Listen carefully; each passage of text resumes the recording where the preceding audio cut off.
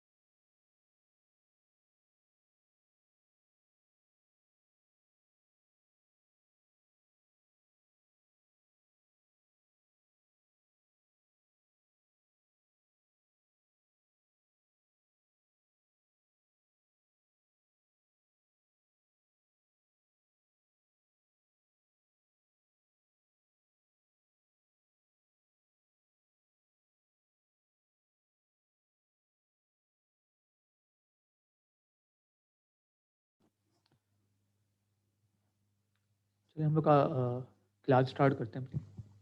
12:10 हो चुके हैं। तो अस्सलाम वालेकुम सब लोगों को। वालेकुम अस्सलाम सर। ओके, कुछ लोगों के मेरे ख्याल से लाइट्स के इश्यूज हैं, तो ये वीडियो सेशन में रिकॉर्ड भी कर रहा हूँ, तो फिर ये अपलोड कर दूँगा उसको। अच्छा, जो सबसे इम्पोर्टेंट चीज़ थी आज की हमारी, जो मैंने वीडियो अपलोड्स किए उसके अंदर मैंने कहा था आप लोगों को कि वीडियो नंबर जिसमें लेक्चर नंबर 2, 3 और 4 ये ज़रूर देखिएगा। वो आप लोगों ने देखा?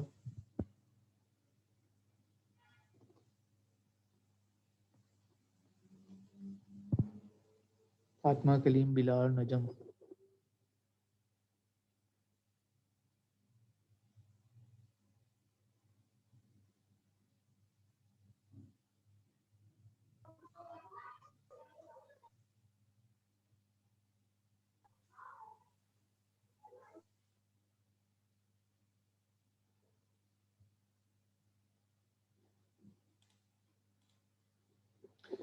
ओके। अच्छा, आप लोग में से किसी को भी कोई सवाल है तो भी मुझसे रिपीट वो पूछ ले कि उसमें कोई भी इशू है, अगर कोई चीज़ समझ में नहीं आई तो वो भी पूछ सकते हैं, क्योंकि ये क्लास का मकसद यही था कि जो मैंने समझाया अगर उसमें कोई सवाल हो तो वो पूछ सके।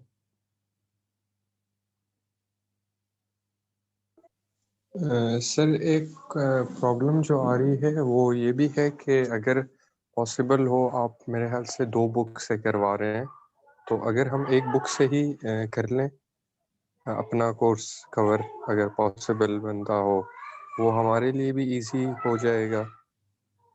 नहीं बिलाल, मैं एक ही बुक को फॉलो कर रहा हूँ और वो आपकी बुक है अलेक्जेंडर सादिकू। जितने भी मैं समझा भी जो रहा हूँ उसी से समझा रहा हूँ, न्यूमेरिकल भी मैं उसी से करवा रहा हूँ। टॉपिक्स आपके पास दोनों बुक्स में है। टॉपिक्स आपको जो अगर आपको लगता है कि ये दूसरी बुक में ज़्यादा आसान है तो उसको आप फॉलो कर सकते हो एज अ रेफरेंस।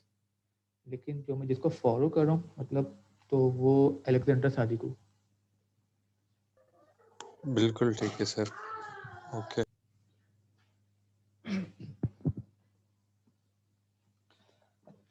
ये ज़रूर है कि आपकी दोनों बुक्स के अंदर, लेट से अगर मैं कोई एक चैप्टर करवा रहा हूँ RLC का, तो हो सकता है उसमें कुछ टॉपिक्स एक दो एक्स्ट्रा हो, इस बुक में कुछ टॉपिक्स कम हो। तो जो टॉपिक्स अभी मैं आप लोगों को करवा रहा हूँ तो आप उसको जस्ट फॉलो कर लीजिए। जैसे कि RLC के अंदर मैं आप लोग को एक चीज़ दिखा देता हूँ।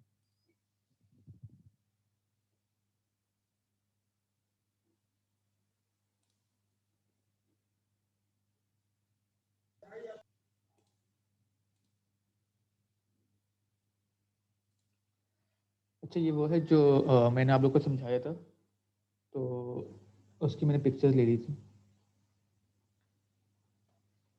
मैंने यहाँ पे क्या किया है कि मैंने जो RLC पैरेलल वाला सर्किट था वो मैंने समझाना स्टार्ट किया था और उनको सॉल्व किया। उसके बाद मैंने अल्फा ओमेगा की जो भी वैल्यूज बनती है, यानी कि ओवर डैम, क्रिटिकल डैम और अंडर डैम, उसमें से उनकी वैल्यूज मैंने डायरेक्ट लिख दी। यानी कि हमारा V जो आएगा वो मैंने डायरेक्ट लिख दिया। बुक में आपके पास एक ऑप्शन उसमें वो भी है कि ओवर डैम का ये जो फॉर्मूला आया है ये कैसे आया है, मतलब उसका एक अच्छा खासा एक दिखाया गया है। इसी तरह क्रिटिकल डैम का ये फॉर्मूला किस तरह बना था, या अंडर डैम का। तो अभी मैंने ये चीज़ ऐड नहीं करी क्योंकि हमारे पास अभी ये है कि टाइम कम है और मैं चाह रहा हूँ कि वो जो इम्पोर्टेंट चीज़ें हैं ताकि वो सब हमारा कवर हो जाए उसके अंदर। तो मैं ये ज़रूर कर सकता हूँ कि एंड के अंदर एक वीडियो अपलोड कर दूँ जिसके अंदर उसमें मैं बता दूँ कि ये बनाया किस तरह गया था। लेकिन ऑफकोर्स फॉर नाउ जस्ट आपको ये पता होना चाहिए कि V ओवर डैम के लिए, क्रिटिकल डैम के लिए या अंडर डैम के लिए किस तरह होना चाहिए। तो बुक के अंदर इसका एक पूरा बाकायदा इन सबके अलग अलग टॉपिक्स हैं। तो मैं फिर वही बोल रहा हूँ कि जो टॉपिक्स मैं करवा रहा हूँ कि आप उसको एटलीस्ट फॉलो करें, कि क्योंकि मैं बहुत सारे टॉपिक्स को स्किप करके जो इम्पोर्टेंट टॉपिक्स हैं वही करवा रहा हूँ, क्योंकि हमारे पास टाइम्स कम है और पूरा सिलेबस भी कवर करना है।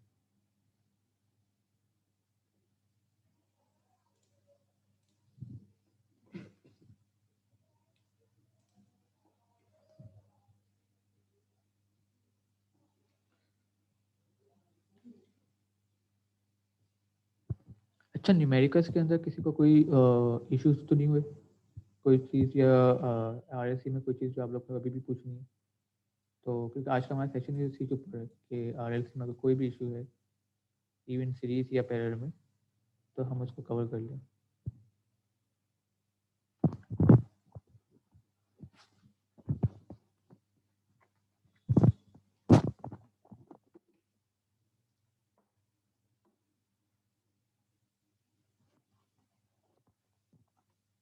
जहाँ तक मैंने देखा था कि लोग लेक्चर्स 2 काफ़ी लोगों ने देख लिए और लेक्चर 3 कम देखा है, 13 व्यूज़, और 4 को तो बहुत ही कम लोगों ने देखा है।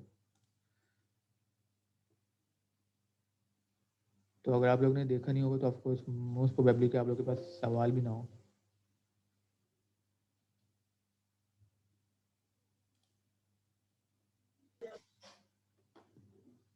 सर 4 तक देख लिया, 5 है तो अभी आज देख रहे हैं।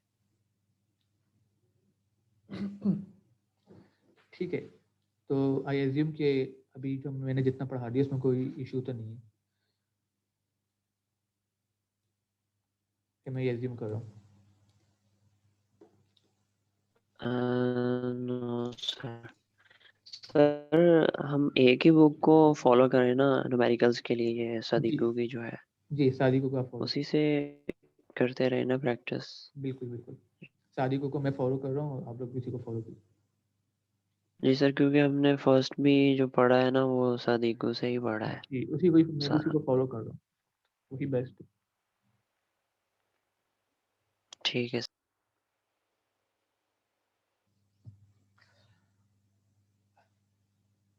अच्छा मेरी वीडियोस के अंदर कुछ चीज़ें थी जो बनाने का एक इशू ये भी था कि कुछ स्टेप ऐसे होते हैं बुक्स के अंदर जहाँ पे उन्होंने डायरेक्ट किया हुआ होता है न्यूमेरिकल्स को। अगर मैं इसमें आपको दिखा दूँ,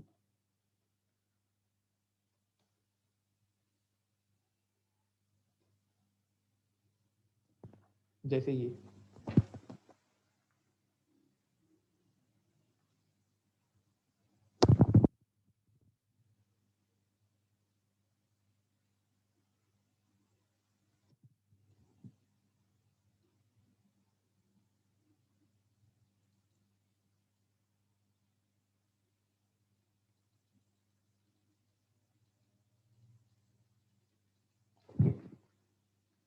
अच्छा बुक बुक के अंदर ना अगर आप बुक को फॉलो कर रहे होंगे तो उसके अंदर ये फॉर्मूला डायरेक्ट लिखा गया है कि जी D V naught upon D T जो है उसका फॉर्मूला ये है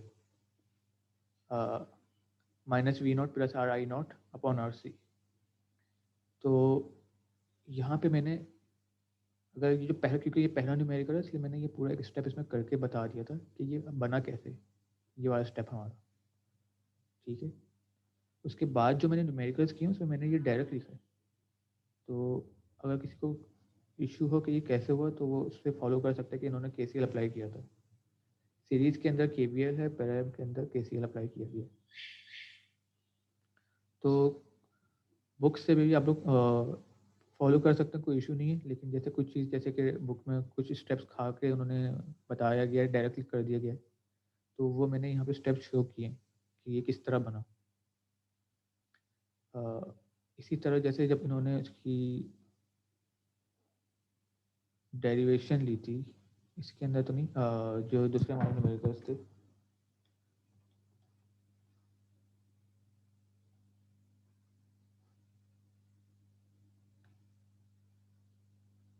ठीक है ये वाला, यहाँ पे इक्वेशन नंबर 1 को हम लोग ने डिफ्रेंशिएट किया। तो डिफ्रेंशिएट करके जिसका आंसर आता है वो कुछ स्टेप का होने के बाद ये बन जाता है।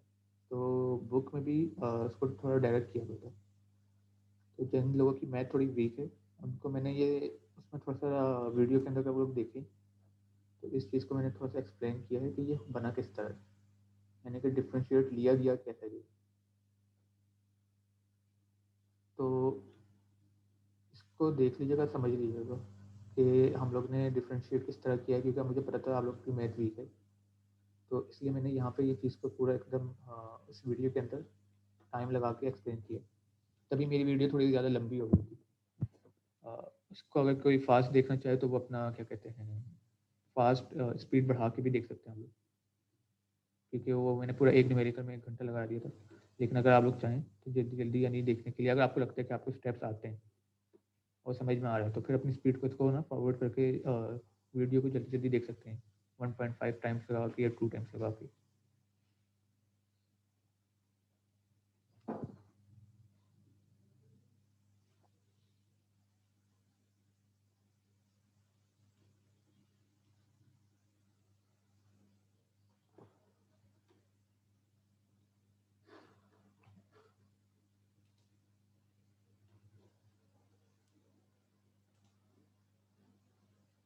ओके ठीक है, फिर मैं आज एक नया टॉपिक मुझे स्टार्ट करना था। तो यहाँ तक तो हम लोग डीसी की बात कर रहे थे अब तक, ठीक है। Now we are moving for AC. तो अब एसी की जब मैं बात कर रहा होता हूँ तो आपको पता होगा कि एसी का जो है चीज़ें डिफरेंट हो जाती हैं, वो टाइम डिपेंडेंट हो जाता है, उसके अंदर साइन वेव आ जाती है। और जब हम लोग आप लोग ने यकीनन वो भी किया होगा नोडल एनालिसिस और मैश एनालिसिस, वो आई बिलीव आप लोग ने डीसी के लिए किया होगा, लेकिन हम वही चीज़ अब एसी के लिए भी करेंगे। मुझे आपसे एक चीज़ कंफर्म करनी है कि इलेक्ट्रिकल इंजीनियरिंग के अंदर जो आप लोगों ने पढ़ा था कोर्स, उसके अंदर आपने ये फेजर और फ्रीक्वेंसी डोमेन में कन्वर्ट करना सीखा था सिग्नल को।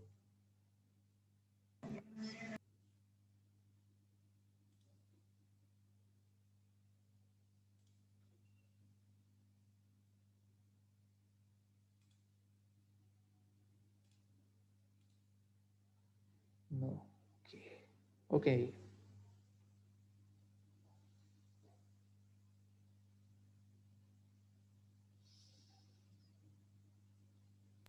वालेकुम सर। सर ऐसा कुछ भी हमने नहीं सीखा कन्वर्ट करना, हमने सिर्फ लॉज पढ़े थे, जो बेसिक लॉज है सिर्फ वो पढ़ाए गए थे हमें सेमेस्टर 1 में। इसके अलावा हम लोगों को इस तरीके की कोई चीज़ नहीं पता।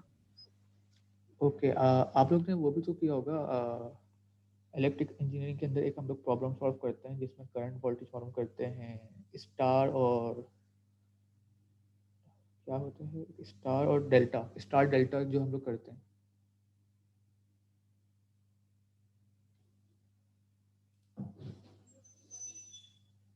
क्योंकि वो इलेक्ट्रिकल इंजीनियरिंग की वो बेसिक थी, स्टार डेल्टा।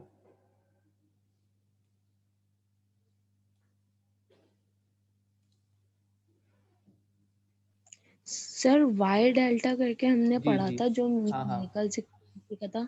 जी सर, वो वाला सवाल हमने किया हुआ है। उसके अंदर आप लोग ने ये ज़रूर सीखा होगा कि आपका जो कैपेसिटर होता है, रेजिस्टर होते हैं, वो इंडक्टर सॉरी, इनको जे ओमेगा करके किस तरह लिखा जाता है। नहीं सर, मैं आपको क्लियर कर दूं, हम लोगों ने रजिस्टर के ऊपर वाई डेल्टा वाला केस किया था। ओके, उसके भी हमने गॉट इट, 3 से 4 सवाल किए थे। मैं समझ उसके गया, अलावा हम लोगों ने कुछ भी नहीं किया।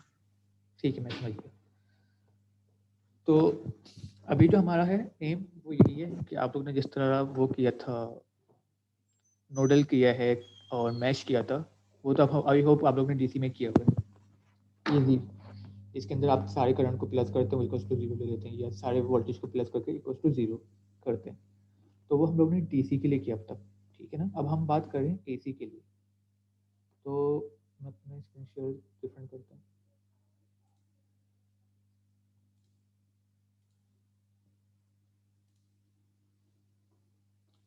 ठीक है, तो अब मैं बात करता हूँ कि हम साइनोसॉइडल की बात करें, यानी कि एसी सिग्नल, ठीक है। तो जब हम एसी की बात करें तो हमें ये बात अपने मेक श्योर करनी चाहिए कि जो एसी सिग्नल होगा, यानी कि करंट होगा और जो वोल्टेज होता है वो टाइम वेरिएंट होता है। टाइम वेरिएंट से मतलब ये होगा कि वो हमारे हर टाइम पे चेंज हो रहा होता है, जबकि डीसी हमारा वो होता है एकदम फ्लैट, उसकी लाइन जारी होती है। लेकिन एसी जो होता है एक साइन वेव होता है, ठीक है ना। तो उसको हम चाहें तो हम साइन के फॉर्म में लिख सकते हैं, या चाहें तो कोसाइन के फॉर्म में भी लिख सकते हैं अपने एसी सिग्नल को। उसको हम किस तरह लिखते हैं, यहाँ पे अगर आप बुक के अंदर भी आपका किस तरह लिखा गया कि जो आपका वोल्टेज है वो आपका डिपेंडेंट है V M sine omega T. ये जो टी है आपका, ये बता रहा है कि टाइम आपका चेंज हो रहा है, यानी कि जो वोल्टेज आपका टाइम डिपेंडेंट है, यानी कि हर टाइम पे इसका कुछ ना कुछ और वैल्यू मिलेगी आपको, ठीक है। वी एम जो होगा आपका, ये आपका एम्पलीट्यूड बताता है मैक्सिमम, कि जी अगर जो आपका मैक्सिमम वोल्टेज जो जा रहा है, यानी कि जो पीक पकड़ेगा वो वी एम होगा। तो जब आपका स्टार्ट हुआ, लेट्स से यहाँ पे कुछ और टाइम होगा, यहाँ कुछ और टाइम होगा, यहाँ कुछ और टाइम, तो जब मैक्सिमम पहुँच रहा है वो वी एम, तो इसलिए हमने यहाँ पे वी एम लिखते हैं। और जो मिनिमम यानी कि सबसे लेस जो जाएगा तो जीरो, और फिर जब नेगेटिव होगा तो वो माइनस वी एम, ठीक है। तो जो हमारा साइन वेव है तो वो तो हमें पता है, सिंपल वो इस तरह बनता है। तो जो इसकी पीक है और दूसरी पीक होगी, उसको हम वी एम का नाम दे देते हैं। साइन, क्योंकि इसका जो वो है बिहेवियर वो साइन वेव है, और omega T, omega angular frequency और टाइम टी हो गया आपका ओमेगा टी, यानी कि विद रिस्पेक्ट टू टाइम। ये एक जनरल इक्वेशन है जिस तरह हम किसी भी साइनोसॉइडल वेव को हम लिखते हैं, ठीक है ना। अच्छा, इसमें एक चीज़ आपने नोट करनी है कि आपका जो साइनोसॉइडल है उसके अंदर लेट से एक फ्रीक्वेंसी स्टार्ट हुई यहाँ से और वापसी आके यहाँ पे ख़त्म होती है। तो ये यहाँ से लेके यहाँ तक का जो होगा, ये आपका एक पूरा वेव कंप्लीट हो रही है, ठीक है ना। जीरो से स्टार्ट हुई और फिर वापसी आके जीरो पे ख़त्म। तो ये पूरा जो बिहेवियर कहलाएगा यहाँ से यहाँ तक का, ये टाइम पीरियड कहलाता है, जिसको आप टी का नाम देते हो, ठीक है ना, टाइम पीरियड। तो हमेशा अगर आपसे पूछोगे भाई एक किसी भी चीज़ का टाइम पीरियड कितना, तो आपको देखना है, आपको पता चला यहाँ से जीरो से स्टार्ट हुआ, ये टी पे ख़त्म होता है, इसका मतलब है कि यहाँ से 0 से लेकर t तक का टाइम पीरियड है। अभी इसका हो सकता है कि यहाँ पे 1 सेकेंड हो, 2 सेकेंड हो, वट वो बात की बात है, लेकिन हमें ये ज़रूर पता होना चाहिए टाइम पीरियड देखेंगे कैसे, यहाँ से स्टार्ट हुआ तो यहाँ पे ख़त्म।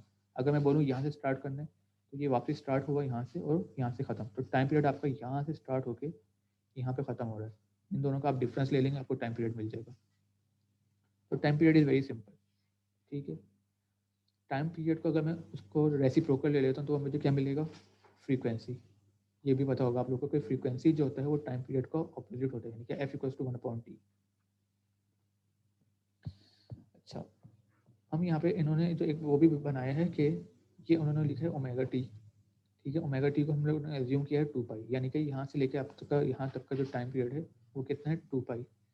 अगर हम इसको थोड़ा सा कन्वर्ट कर दें तो ओमेगा आपका नीचे आ जाएगा, तो क्या हो जाएगा टी, यानी कि इसको हम चाहें तो टाइम पीरियड के फॉर्म में भी लिख सकते हैं कि आपका ये टाइम टी हो गया, ये 2 टाइम हो गया, फिर उसके बाद 3t 4t, इस तरह जाते जाएगा। तो इसका मतलब आपको ये पता चलते जाएगा कि ये चीज़ आपकी यहाँ पे एक 0 आया, फिर अगेन वहाँ पे जाके एक साइकिल आपकी दूसरी खत्म होगी, फिर तीसरी साइकिल कहाँ पे खत्म होगी 4t पे, फिर चौथी साइकिल 5t पे। इस तरह आपको पता चलता जाएगा कि आपका कहाँ कहाँ टाइम पीरियड रिपीट हो रहा है।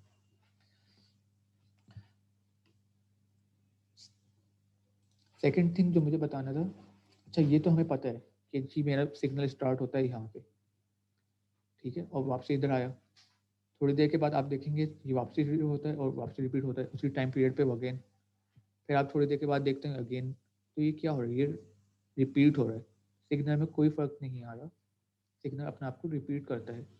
तो ऐसा सिग्नल जो हर टाइम पीरियड के बाद अपने आप को रिपीट करे, लेट्स से मैं टी, अभी यहाँ पे टी है, मैं बोलूँ 2t पे ये कहाँ पे होगा, क्या यहाँ होगा, यहाँ होगा, आपको पता होगा सर वो 2t पे 0 पे होगा, वेरी सिंपल, 2t पे वो कहाँ है 0 पे। इसी तरह मैं बोलूँ कि भाई 3 टाइम्स या 3t पे कहाँ पे होगा, हमें पता है वो आगे जाके अगेन 0 पे होगा। तो ये क्या कर रहा है अपने आप को, ये अपने आप को रिपीट कर रहा है। तो ऐसा कोई भी वेव जो अपने आप को हर टाइम के ऊपर रिपीट करे उसको हम पीरियोडिक फंक्शन कहते हैं। तो हम ये कह रहे हैं कि जो हमारा टाइम है t, ठीक है, उस अभी वो लेफ्ट से यहाँ पे कितना है 1, यहाँ पे कितना हो जाएगा 2। तो हम बोल रहे हैं कि भाई ये जो n है इसको आप जितना बढ़ाएंगे या कम करेंगे आपका सिग्नल सेम रहेगा, उसको कोई फर्क नहीं पड़ रहा। तो इन शॉर्ट आपका जो vt + t है, यानी कि किसी भी टाइम पीरियड पे वो उसकी जो वैल्यू होगी एक पर्टिकुलर टाइम पीरियड के बाद वो आपको सेम मिलेगी, ठीक है ना, क्योंकि ये पीरियोडिक फंक्शन है, ये अपने आप को रिपीट कर रहा है। तो हर t के बाद मुझे कहाँ वोल्टेज कितना है यहाँ पे 0, 2t पे कितना हो जाएगा वोल्टेज 0, 3t पे कितना होगा 0, तो मुझे पता है कि वो रिपीट हो रहा है, इसलिए मैं इसको क्या नाम दे रहा हूँ, पीरियोडिक फंक्शन का। अच्छा, अब 2 वेव है और उनके अंदर अलग अलग आपको नजर आ रहा होगा कि वो तो आगे पीछे हैं, तो उनको हम किस तरह लिखें। तो हम लोग उसके अंदर एक शो करते हैं एक चीज़, और वो लेके आते हैं हम उसमें फेज, हम फेज ऐड कर देते हैं, ठीक है। उस फेज को हम शो करते हैं फाई से। तो अब आपकी 2 वेव है, अगर उनको आप कंपेयर करना चाहते हो तो हमें कैसे पता चलेगा कि उनकी को आगे हैं या पीछे हैं, उनमें कितना फ़र्क आ रहा है, तो वो हम हमेशा शो करते हैं फाई से। तो अब जो हमारी जनरल इक्वेशन जिसको हमने पहले ये कहा था, हम उसको इस तरह शो करेंगे जनरली। तो हमारी जो जनरल इक्वेशन होगी साइनोसॉइडल की, उसको हम हमेशा थ्रू आउट द बुक इससे रिपीट करेंगे, जिसमें v ऑफ t हो जाएगा आपका vm, वही peak value sine omega t + phi. Phi क्या है, वो फेज बताता है, ठीक है। अब 2 सिग्नल है, 2 साइन वेव है, एक आगे होगा एक थोड़ा सा पीछे है, तो हमें कैसे पता चलेगा कि वो आगे है या पीछे, उसको हम नाम देते हैं लीडिंग, और एक होगा लैगिंग। लीडिंग यानी कि जो चीज़ पहले आ गया सिग्नल, और लैगिंग जो पीछे होगा, वेरी सिंपल, ठीक है। एक सिग्नल है जिसको हमने नाम दिया है v1, जो हम लोग ने अभी तक पढ़ रहे थे, कि वो 0 से स्टार्ट होता है पाई पे और 2π पे आके वापसी 0 हो जाएगा। एक हमने पढ़ा है, हमने एक और सिग्नल साइन वेव बनाई जिसको हमने नाम दिया है v2 का। ये 0 से स्टार्ट नहीं होता, ये 0 यहाँ पे मतलब 0π है, तो ये 0π से नहीं स्टार्ट होता, ये 0π से पहले का स्टार्ट हो जाता है, लेट्स से -π। तो ये -π से स्टार्ट हुआ, आपका पीक पकड़ता है और वापसी आ जाता है, ठीक है ना। अब इसके अंदर अगर आप देखें इन दोनों के, है तो दोनों साइन वेव, दोनों का बिहेवियर भी सेम है, लेकिन एंगल जो आ रहा है उसमें फ़र्क है हमारे पास, ठीक है। तो इसके अंदर हम लोग ये कहेंगे कि जो हमारा V2 है, V2 यानी कि ये वाला सिग्नल है, ये लीड कर रहा है। लीड से मतलब क्या, ये पहले आ गया। मतलब लेट्स से मैं अगर 0 पे कहूँ कि जब हमारा टाइम 0 है तो V1 की वैल्यू क्या है, आपने कहा 0, लेकिन V2 की वैल्यू क्या है हमारी, V2 हमारा पहले है, यानी कि हाई पे पहुंचा हुआ है। तो जब हमारा V2 स्टार्ट हुआ उस वक्त V1 स्टार्ट नहीं हुआ, मतलब जब V1 स्टार्ट हुआ तो V2 पीक पे पहुंच चुका। तो V2 क्या है, वो लीड कर रहा है।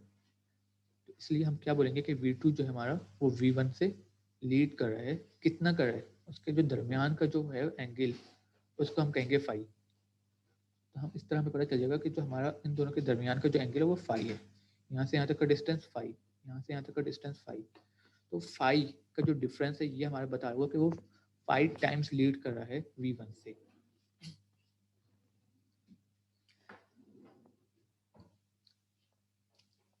अच्छा, अगर मेरा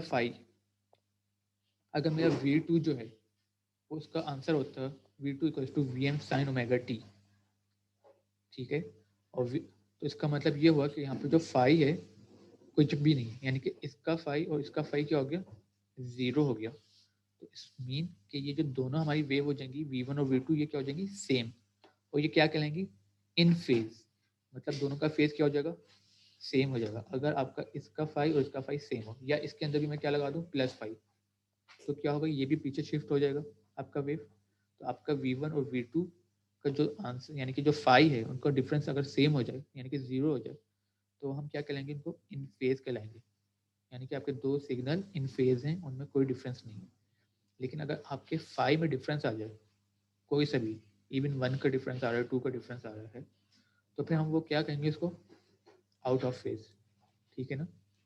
यहाँ पे जो हमने लिखा है कि अगर V1 और V2 के फाई सेम नहीं है तो हम उसको ये बोलेंगे कि वो आउट ऑफ फेज है। इसमें बहुत सारी चीज़ें हो सकती हैं आप लोगों को समझ में नहीं आ रही हो तो कोई इशू नहीं, लेकिन आपको ये टर्म समझ में आना चाहिए कि मैं दो वेव को देखूं तो मुझे पता कैसे चलना चाहिए कि भाई वो लैग हो रहा है या लीड कर रहा है। आपको पता है फाई से आपने देखा जिसका फाई ज़्यादा हुआ उसका मतलब वो लीड कर रहा है, जिसका कम हो जाएगा वो लैग हो जाएगा। दोनों के दरमियान का डिफरेंस फाई है। अगर दोनों का फाई सेम है इसका मतलब क्या कहलाएगा, वो इन फेज। अगर दोनों के फाई में डिफरेंस आ रहा है तो वो क्या कहलाएगा, आउट ऑफ फेज। लेकिन हमारे को दो वेव को कंपेयर करना पड़ेगा। तो हमें समझ में आ गया कि अगर हमें ये देखना है कि वो इन फेज है या हमें ये देखना है कि वो आउट ऑफ फेज है, तो मुझे अपने दो सिग्नल्स को कंपेयर करना पड़ेगा। जब हम कंपेयर करेंगे तो हमें अपने इस चीज़ को कंपेयर करने से पहले मेक श्योर करना है कि जो मेरे दोनों सिग्नल हैं V1 और V2, पहली चीज़ कि उनके अगर ये साइन सिग्नल, साइन इसका बिहेवियर है तो ये भी साइन हो, ये ना हो कि ये कॉस हो। अगर ये कॉस है और ये साइन है तो हम इन दोनों को कंपेयर नहीं कर सकते, ठीक है ना। इसके लिए हमें इन दोनों को या तो हमें साइन बनाना पड़ेगा या दोनों को कोसाइन बनाना पड़ेगा, एक चीज़। दूसरी चीज़ ये कि यहाँ पे Vm जो हमारा वो पॉजिटिव है और यहाँ पे भी पॉजिटिव है, तो हमें दूसरा मेक श्योर ये करना है कि ये दोनों जो हमारे एम्पलीट्यूड, ये दोनों हमारे एम्पलीट्यूड पॉजिटिव हो, नेगेटिव ना हो कोई एक, ठीक है ना। ये ना हो कि ये हमारे पास यहाँ पे लिखा हुआ है -Vm और यहाँ पे लिखा हुआ है +Vm और आप बोलें दोनों तो सर साइन थे, लेकिन अगर दोनों साइन है तो हम लोग कंपेयर नहीं कर सकते क्योंकि एक पॉजिटिव है एक नेगेटिव हो जाएगा। तो जब भी हम कंपैरिजन की बात करते हैं तो हमें ये चीज़ को मेक श्योर करना है कि हमारे दोनों सिग्नल एक तो क्या हो, पॉजिटिव हो, पॉजिटिव नहीं तो दोनों क्या हो, नेगेटिव हो, सेकेंड थिंग। और बेसिकली मेजॉरिटी जो हमारी बुक को फॉलो करती है वो पॉजिटिव को फॉलो करती है, तो मेक श्योर हम दोनों को पॉजिटिव रखें। सेकेंड थिंग क्या कि दोनों का जो बिहेवियर हो वो साइन हो या कोसाइन हो, सेम होना चाहिए, अलग अलग नहीं होना चाहिए। ये चीज़ को हमें मेक श्योर करना है। अच्छा, कुछ फॉर्मूलाज हैं जिसके अंदर बताया गया कि आप उनको कन्वर्ट कैसे कर सकते हैं। लेट से आपका सिग्नल है माइनस साइन और आप चाहते हैं वो प्लस हो जाए, तो सिंपल जो आपका ओमेगा टी है उसके अंदर हम या तो 180 प्लस कर सकते हैं या माइनस कर देंगे तो हमारा साइन क्या हो जाएगा, पॉजिटिव। इसी तरह अगर मेरा कॉस डब्ल्यू ओमेगा टी मुझे सिग्नल दिया हुआ है माइनस कॉस और मैं चाहता हूँ कि वो क्या हो जाए, पॉजिटिव, तो ओमेगा टी के अंदर या तो मैं +180 कर दूंगा या -180 कर दूंगा। एक मिनट रुकिएगा।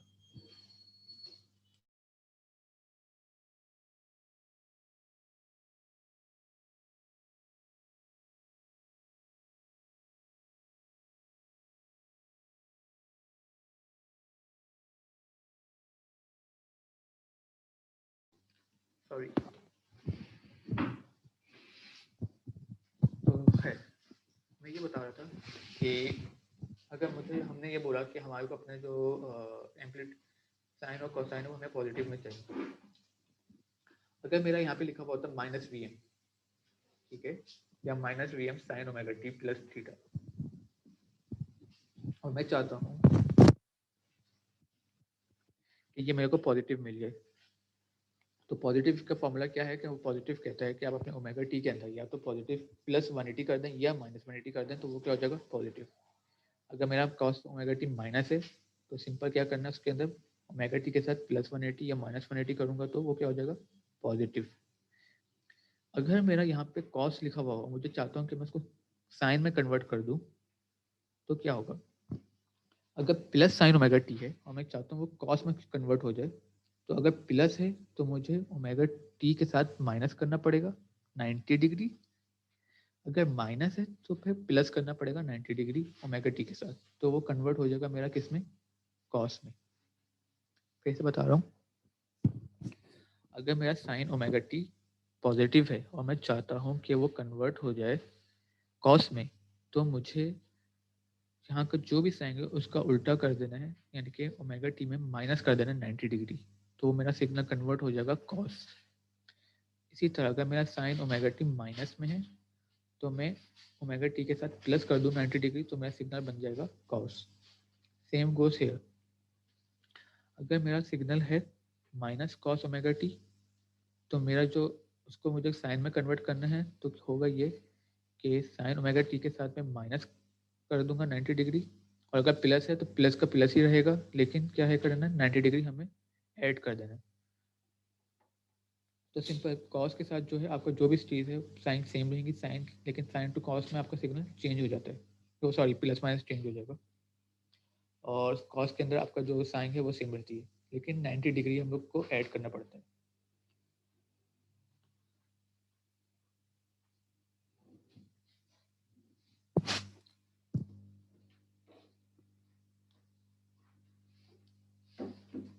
एक सवाल है बिल्कुल जिसके अंदर आपको सिग्नल दिया गया VT, उसमें पूछा जाए कि भाई 12 cos 550t + 10, इसके अंदर आपसे पूछा जाए कि भाई VM कहाँ है, तो हमने सबसे पहले अपनी इक्वेशन देखी थी यहाँ पे कि VM = sine theta omega T, यानी कि जो सबसे पहला होगा साइन से पहले का जो नंबर है वो मेरा क्या है VM, ठीक है। तो यहाँ पे कॉस है, तो कॉस से पहले का जो नंबर है वो क्या हो जाएगा मेरा VM, तो एम्पलीट्यूड क्या हो गया यहाँ पे हमारा 12 वोल्ट, तो हम एम्पलीट्यूड हमारा हो गया, यानी कि VM कितना हो गया 12, ये आपका एम्पलीट्यूड हो गया, ठीक है। उसके बाद हमने बात की फेज़ की, तो हमने कहा कि भाई फेज़ क्या हमारा ओमेगा टी के बाद जो भी चीज़ प्लस हो रही है वो हमारा फेज़ होता है, तो ये क्या हो जाएगा ओमेगा टी, उसके पास जो भी चीज़ ऐड हो रही है वो क्या है मेरा फेज़, तो हमारा फेज़ कितना हो गया 10, ठीक है ना। फिर वो बोलता है एंगुलर फ्रीक्वेंसी बताइए, अब मुझे बताइए मेरा क्या है ओमेगा टी, तो ओमेगा कितना हो गया हमारा 50। सिंपल आपने अपने जो भी है आपका जो जनरल टर्म थी, यानी कि ये आपकी जनरल टर्म है, इससे अपने आपको कंपेयर करना है कि इसमें कौन सी चीज़ कहाँ पे क्या रखी हुई है। अब वो पूछता है एक नई चीज़, भाई टाइम पीरियड भी बताइए, ठीक है ना। तो हमें पता है कि t = 2π/ω, हमने बिल्कुल बेसिक पढ़ा था कि t = 2π/ω, 2 कांस्टेंट, पाई कांस्टेंट, ओमेगा हमने यहाँ पे देख लिया कि वो कितना है 50, तो 2π/50, तो आपको अपना टाइम पीरियड भी पता चल जाएगा किसी भी सिग्नल का कि उसका टाइम पीरियड कितना है। आखिर में फ्रीक्वेंसी जो मैंने बताई थी, फ्रीक्वेंसी जो होता है वो टाइम पीरियड का ऑपोजिट होता है, यानी कि रेसिप्रोकल, तो f जो है हमारा वो बराबर हो जाएगा 1/t, तो जो भी आपका आंसर है इसको डिवाइड बाय कर दूं मैं 1 से, तो मुझे अपना फ्रीक्वेंसी मिल जाएगा सिग्नल का। तो एक सिग्नल कोई से भी आपको गिवन हो, आइदर वो कॉस हो या साइन हो, आपको इससे कोई इशू नहीं होगा। उससे पहले का जो भी नंबर है वो आपका एम्पलीट्यूड बताता है। कॉस के बाद जो भी चीज़ टी के साथ है वो आपका ओमेगा बताता है। उसके साथ जो भी चीज़ प्लस हो रही है माइनस हो रही है वो आपका क्या बताएगा, फेज बताएगा। ठीक है, और फिर जब आपके पास ओमेगा आ जाता है तो आप उससे टाइम पीरियड निकाल सकते हो अपने सिग्नल का, और फ्रीक्वेंसी भी निकाल सकते हैं अपने सिग्नल की। तो ये किसी भी सिग्नल को देखने का एक तरीका है कि उसके अंदर कितना टाइम है, उसका कितना एम्पलीट्यूड है, कितना उसका एंगल होगा, कितना फेज है। ये सारी चीज़ें हैं, ये इसमें हमें हेल्प आउट करती हैं एसी सिग्नल को देखने के लिए। यहाँ तक तो कोई इशू नहीं है। ये बिल्कुल एसी सिग्नल का ना एक्चुअली बेस है, तो मुझे लग रहा था कि आप लोग ने शायद ना पढ़ा, इसलिए मैंने कंफर्म भी किया। तो ये सब वही चीज़ है कि हम जस्ट इसको एज्यूम कर रहे हैं कि आप लोगों ने नहीं पढ़ा, तो उसको मैं बेसिक बेसिक चीज़ें आपको समझा रहा हूँ।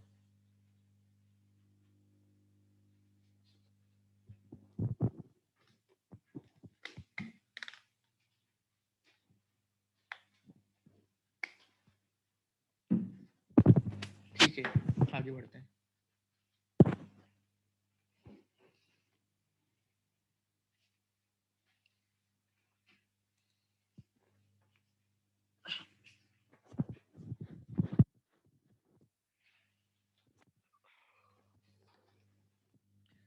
एक सवाल था कि हमें क्या देखना है कि हमारे को दो सिग्नल दिए गए V1 और V2, और बोला गया कि दोनों क्या हैं, साइनोसाइडल वेव है। इसमें से कौन सा जो आपका सिग्नल है वो क्या है, लीड कर रहा है, और कौन सा है जो लैग कर रहा है। ठीक है ना। हमने हमेशा कहा था कि हम अपने दो सिग्नल उसी वक्त कंपेयर कर सकते हैं जब दोनों क्या हो, उनका जो वो एम्पलीट्यूड वो पॉजिटिव हो, पहली बात। और दूसरी बात हमने क्या कही थी कि अगर साइन हो तो ये भी साइन हो, अगर कॉस हो तो ये भी कॉस हो। तो पहले हमको कंपेयर करने के लिए इस चीज़ को फॉलो करना पड़ेगा। तो हम लोग इसको देखते हैं V1 को। हमें क्या करना है, इसको पहले हमें पॉजिटिव करना है। तो मैंने आपको बताया था कि अगर पॉजिटिव करना है, माइनस कॉस को पॉजिटिव करना है कॉस, तो आपको क्या करना है, +180 या -180 करना है। तो हमने क्या लिखा कि भाई मेरा V1 कितना है, -10 cos ω t +50। उसके अंदर मैं क्या कर रहा हूँ, -180 ऐड कर देता हूँ या +180 ऐड करता हूँ। तो क्या आंसर आ रहा है मुझे, 10 cos ω t -30 या 10 cos ω t +230। ठीक है, और आपका जो कॉस है वो माइनस से क्या हो जाएगा, प्लस। ये तो हमारा हमारा फर्स्ट कंडीशन हमने अपनी पूरी कर ली कि हमारा दोनों आंसर क्या आ गए, पॉजिटिव। अब सेकंड कंडीशन क्या है कि दोनों या तो कॉस हो या दोनों साइन होने चाहिए। तो हमने अपना V2 उठाया और हमने कहा कि इसको हम क्या कर देते हैं, कन्वर्ट करते हैं अपने साइन में। तो जब मुझे इसको उसमें कन्वर्ट करना है तो हमने क्या कर दिया, सिंपल सिंपल 12 साइन -10 था, उसके अंदर हमने -90 ऐड करवाया, और हमारे पास जो V2 था वो आंसर आ गया 100 का। अब आप इसको कंपेयर कर सकते हैं कि यहाँ पे कितना है, पॉजिटिव पॉजिटिव, ये कॉस कॉस। अब आपने सिंपल क्या देखना, अपना फेज। यहाँ पे 130, यहाँ पे 100, किसका डिफरेंस आ रहा है, 30 का। तो इसका मतलब क्या हुआ कि आपका V2 है ये लीड कर रहा है कितने फेज से, 30 के फेज से। ठीक है, सॉरी।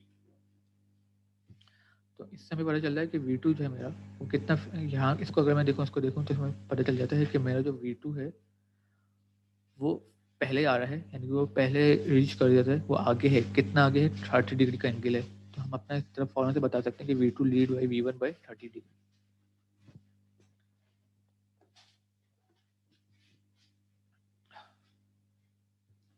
ये अभी तक हम लोग सिर्फ और सिर्फ साइनोसॉइडल की बात कर रहे थे ना, कि साइनोसॉइडल के अंदर आपके जो भी है अपने सिग्नल्स को देख के किस तरह पता चल सकता है कि वो लीड कर रहा है या लैग कर रहा है, कि वो आगे है या पीछे है, या उनको अगर हमें कंपेयर करना है तो कंपेयर कैसे करेंगे।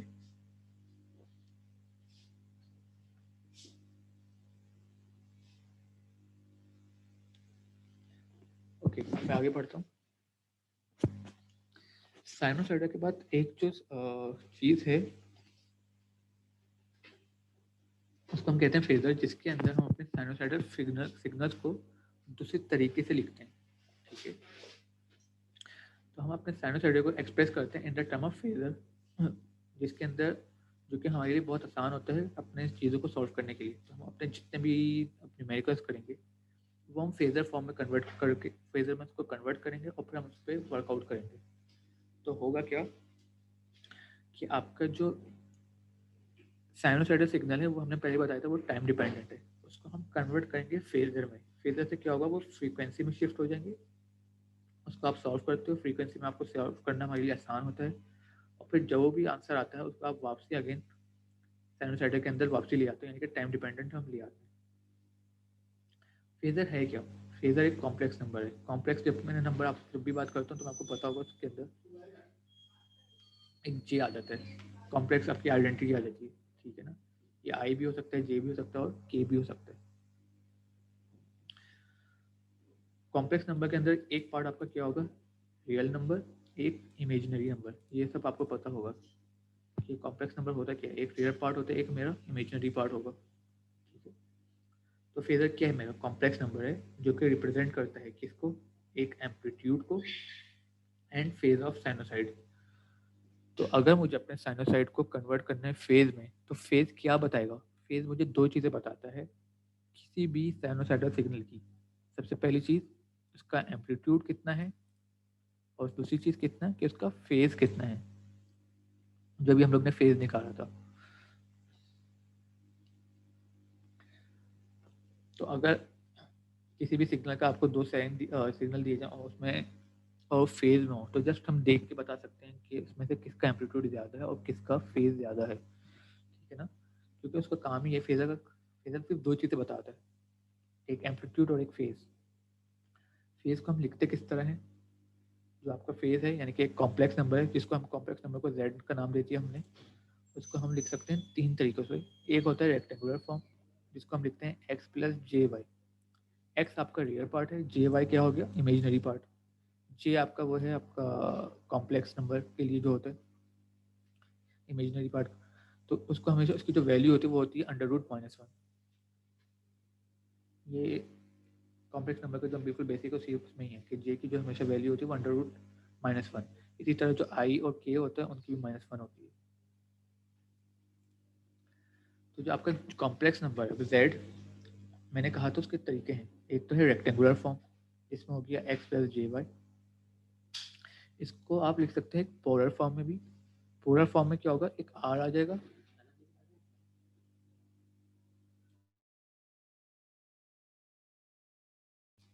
सॉरी, जो रेक्टेंगुलर फॉर्म है आपका वो तो आपका इस तरह आ गया कि x और जे वाई। इसको आप कन्वर्ट करते हो अपने पोलर फॉर्म में। पोलर फॉर्म आपका क्या हो जाता है, वो होता है r एंगल फाई। ये फाई क्या शो कर रहा है, आपका फेज शो कर रहा है, और r आपका क्या शो करेगा, एम्पलीट्यूड, ठीक है ना। तो हमेशा हम अपने ज़्यादातर अपने जो साइनोसाइडल सिग्नल है उसको इस फेजर फॉर्म में लिखते हैं, और वो है पोलर फॉर्म। पोलर फॉर्म के अंदर सिंपल आसान क्या चीज़ है मेरे लिए कि वो मेरा क्या बता रहा है, एम्पलीट्यूड बता रहा है, और मेरा वो दूसरा क्या बताएगा, फेज एंगल बताएगा, ठीक है ना। तो ये मेरा आर किस तरह निकलता है, अगर इसका हम दोनों का स्क्वायर रूट निकाल लेते हैं तो हमारा आर आ जाता है। फेज के लिए क्या होता है, इनका आप टेन इनवर्स निकालते हो एक्स और वाई का, तो वो सिंपल आपका फाइव दे देता है। लेकिन अगर आपके पास, अगर आपको ये समझ में ना आए कोई इशू नहीं है, क्योंकि हम लोग इसको भी सॉल्व नहीं करेंगे, लेकिन ये बस मैं एक कि आपके पास एक इन्फॉर्मेशन हो इसलिए मैं बता रहा हूँ कि रेक्टेंगुलर पूरा को आप कन्वर्ट कर सकते हो। इसी तरह पूरा को आप, एक और फॉर्म है फेजर की, वो है एक्सपोनेंशियल फॉर्म, जिसके अंदर आप ई की फॉर्म में लिखते हैं। तो आर ई जे फाई, जो ई है आपका एक्सपोनेंशियल फॉर्म में हो जाएगा, आर आपका मैग्नीट्यूड है, फाई आपका एंगल है। तो हम चाहे इसमें लिखें, इसमें लिखें, इसमें लिखें, कोई फ़र्क हमें नहीं पड़ता, तीनों एक ही चीज़ है, तीनों फेजर हैं। लेकिन जो सबसे ज़्यादा अभी हम लोग यूज़ करेंगे वो है हमारा पोलर फॉर्म। तो पोलर फॉर्म हमें समझ में आना चाहिए कि जब भी हमारे पास आर लिखा हुआ हो तो इसका मतलब है वो हमारा मैग्नीट्यूड है, उसके अंदर जो भी उसका एंगल है वो हमारा क्या हो जाएगा, फेज हो जाएगा। तो हमारे लिए अभी यही इंपॉर्टेंट चीज़ है दो। और जो दूसरी चीज़ हमें आनी चाहिए वो ये कि हमें रेक्टेंगुलर को कन्वर्ट करना आना चाहिए पोलर में, और पोलर को कन्वर्ट करना चाहिए रेक्टेंगुलर में। अगर मैं इसकी बात करूँ रेक्टेंगुलर को कैसे कन्वर्ट करते हैं, तो मेरे पास ये वैल्यू दी हुई है आपकी एक्स प्लस जे वाई, और मैं कहूँ मुझे आर चाहिए, तो सिंपल जो भी आपका वैल्यू है एक्स और जो भी है वाई, उसका आप अंडर रूट लेके स्क्वायर कर दें, तो under root X square plus Y square, तो आपको क्या देगा आर। इसी तरह आपको जो एक्स है और वाई है उसका आप टेन इनवर्स ले लें, तो tan inverse Y upon X क्या देगा आपको 5। अच्छा, जब हम न्यूमेरिकल्स करेंगे ना, तो मैं आपको एक तो ये तरीका है, दूसरा तरीका है हम कैलकुलेटर से भी कर सकते हैं, वो मैं आपको उसमें रिकॉर्डिंग जो हमारा सेशन होगा उसमें मैं बता दूंगा कि ये कैसे करते हैं कैलकुलेटर के थ्रू। अगर आपको फॉर्मूला याद नहीं आ रहा तो आप कैलकुलेटर के थ्रू कैसे कर सकते हैं वो मैं आपको रिकॉर्डिंग सेक्शन में बता दूंगा। दूसरी चीज़, अगर मेरे को पोलर फॉर्म दिया जाए और मुझे उसको कन्वर्ट करना है रेक्टेंगुलर में, तो उसका x कैसे निकलेगा, x बराबर हो जाएगा r cos फाई। r आपको पता होगा, फाई आपको पता होगा, आप आपसे क्या निकालेंगे अपना x, और y के लिए क्या करेंगे, cos की जगह पे हम क्या लगा देंगे सिंपल साइन, तो y equals to r sine phi. तो हम अपना किसी भी जो भी है, या तो पोलर को रेक्टेंगुलर में लिखें या पोलर में, उनको आपस में कन्वर्ट भी कर सकते हैं। ठीक है, जो सबसे ज़्यादा हम लोग यूज़ करेंगे वो पोलर फॉर्म करेंगे, तो हमें पता होना चाहिए कि साइनोसॉइड को पोलर फॉर्म में कैसे कन्वर्ट करते हैं। पहले तो हम लोग ये करेंगे, ठीक है ना। फिर हम अपने जो भी हम अपना न्यूमेरिकल्स करेंगे, जो इतनी भी चीज़ें या जो भी कंपैरिजन करना है वो हम इसके थ्रू करेंगे, क्योंकि इसके थ्रू आपका साइनोसॉइड को फेजर में कन्वर्ट करके साइन अपने न्यूमेरिकल्स करना या आपको कंपेयर करना वो हमारे लिए ईजी है एज कम्पेयर टू साइनोसॉइडल।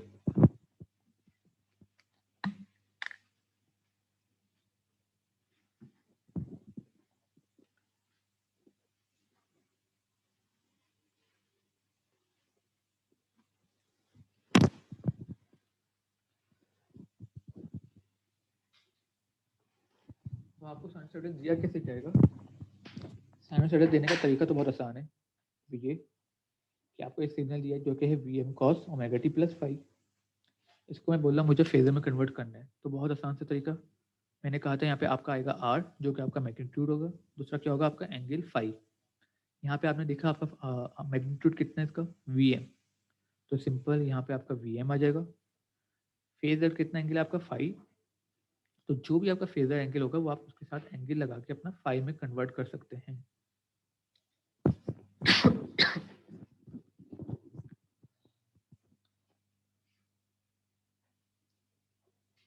तो आपका जितना भी सिग्नल होंगे चाहे वो किसी में भी हो, उसको हमें कन्वर्ट करना है फेजर में, तो हमारे आसान क्या हो जाएगा कि हम अपना मैग्नीट्यूड लिखेंगे और फाइव लगा सकते हैं। तो ये आपका जो भी होगा वोल्टेज या करंट होगा उसको हम अपने फेजर में इस तरह इजीली कर सकते हैं, एक मैग्नीट्यूड दूसरा आपका आ गया फेजर एंगल। ठीक है ना। अच्छा, मेक श्योर हमारे पास जो हम बुक फॉलो कर रहे हैं उसके अंदर, इसके अंदर यहाँ पे कहीं पे भी नहीं लिखा हुआ कि ये जो आपका वो है बिहेवियर वो साइन है या कोसाइन है। ठीक है, तो हम एक चीज़ को वो बना लेते हैं जनरल अपने लिए आसानी के लिए, कि हम जो भी जब भी कॉस होगा तभी हम उसको कन्वर्ट करेंगे फेजर के अंदर, अदरवाइज अगर वो साइन में है तो उसको हम पहले कन्वर्ट करेंगे कॉस में और फिर उसके बाद उसको कन्वर्ट करेंगे फेजर में।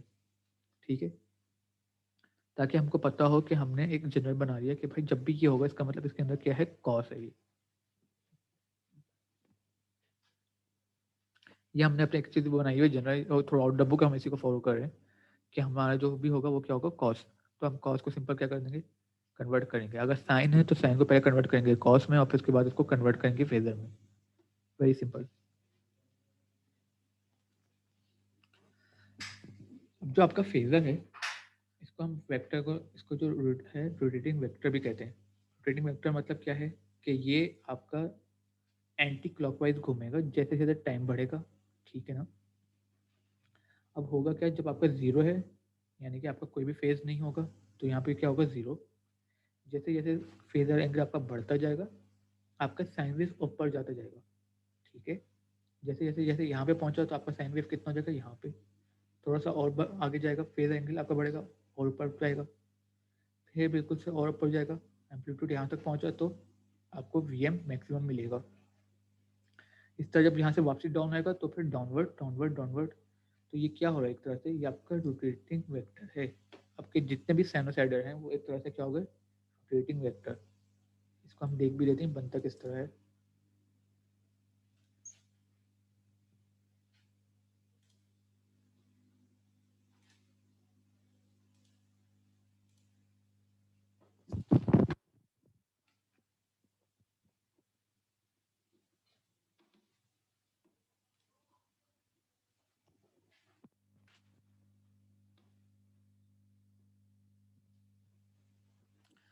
लोग देख सकते हैं जैसे जैसे आपका एंगल 5 बढ़ता जाता है आपका सिग्नल भी इस तरह उस हिसाब से बढ़ता जाता है।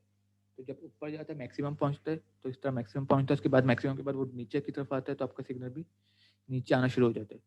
जब ये 0 पे होता है तो 0 पे होता है आपका एंगल, जब यहाँ पे होता है तो फिर वो 180, फिर इस तरह उसके बाद वो वापसी नीचे आता है नीचे आता है नीचे आता है और अपना पूरा एक साइकिल कंप्लीट करता है। तो जब वो अपना पूरा एक साइकिल कंप्लीट कर लेता है तो कितना होता है यहाँ से लेके यहाँ तक, यानी कि वही जो मैंने आपको बताया था टी, यानी कि टाइम पीरियड आपका इतना हो गया। यहाँ से स्टार्ट हुआ सिग्नल आपका यहाँ पे खत्म हुआ, तो ये हम उसको क्या कहेंगे, ये आपका हो गया यहाँ से लेके यहाँ तक का आपका टाइम पीरियड, जिसको आप 2 पाई भी कहते हो। ठीक है ना। और यहाँ पे इन शॉर्ट आपका जब पूरा 360 डिग्री हो जाता है, यानी कि आपका वो पूरा का पूरा क्या हो गया, एक एंगल आपका, एक साइकिल आपकी कंप्लीट हो जाती है। तो इसलिए हम अपने साइनोसॉइडल को रोटेटिंग वेक्टर भी कहते हैं।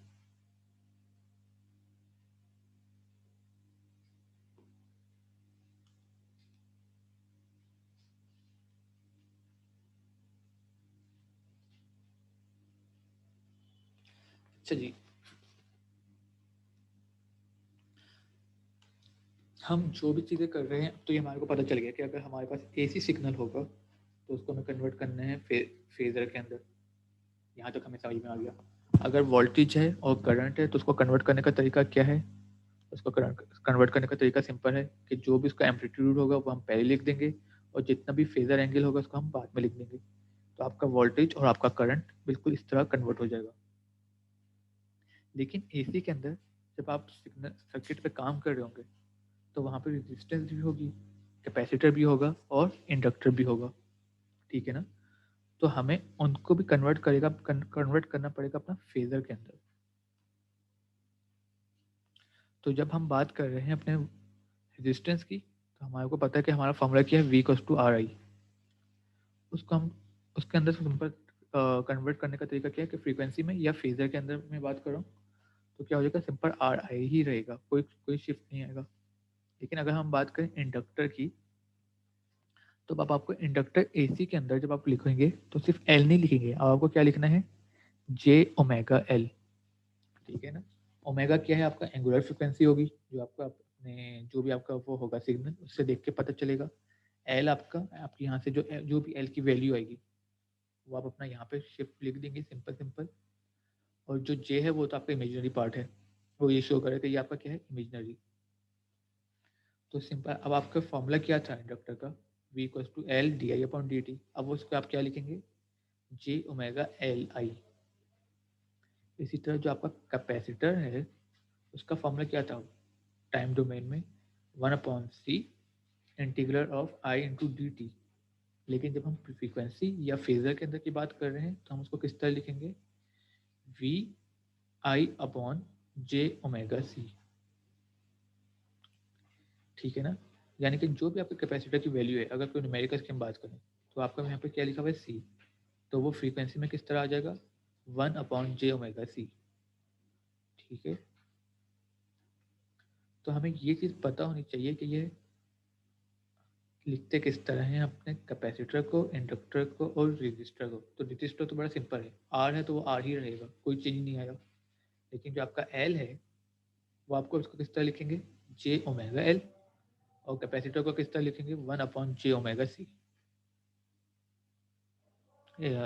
अजान हो रही है, ब्रेक करते हैं।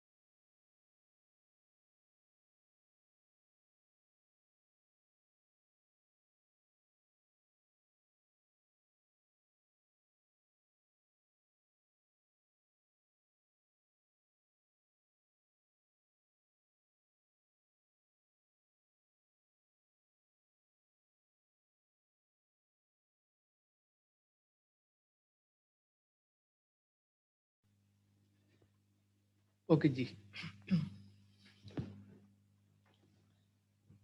तो हमें फेजर में कन्वर्ट करना आ गया।